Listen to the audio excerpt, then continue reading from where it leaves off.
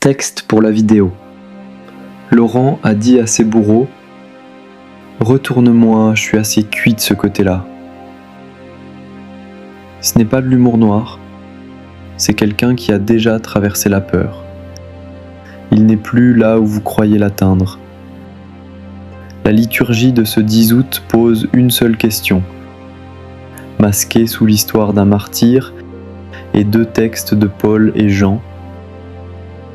Est-ce que tu es encore en train de garder quelque chose pour toi au lieu de le semer ?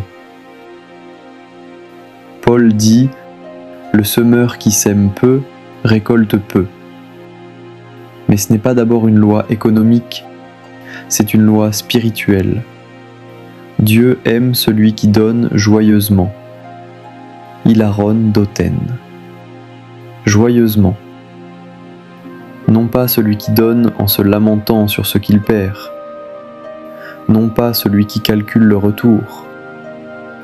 Celui dont le don jaillit de l'intérieur parce qu'il a compris que c'est la nature du Père. Et Jésus précise ce que Paul présuppose.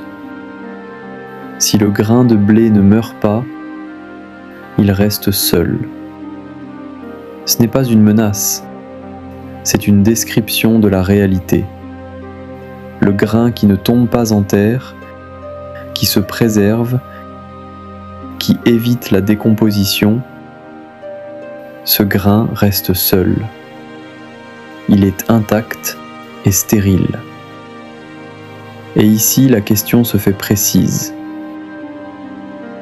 Qu'est-ce que tu gardes pour toi ? Ta réputation ? Ton confort ? Ta peur de paraître naïf, ton besoin de contrôle, et que tu appelles prudence, alors que c'est de la rétention. Laurent avait reçu mandat de garder les trésors de l'Église. Quand on lui demande de les remettre, il amène les pauvres. Il avait compris que le trésor de l'Église, ce n'est pas l'argent qu'elle administre, c'est la vie qu'elle distribue. Et il meurt sur un gris. Non pas comme une victime de la violence, mais comme un grain qui tombe en terre. La question n'est pas « Es-tu prêt à mourir comme Laurent ?» Très peu d'entre nous seront mis à cette épreuve. La question est plus ordinaire et plus difficile.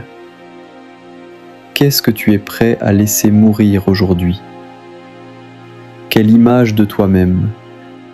Quel projet sur lequel tu t'es trop construit ? Quelle sécurité que tu tiens à 2 mains ?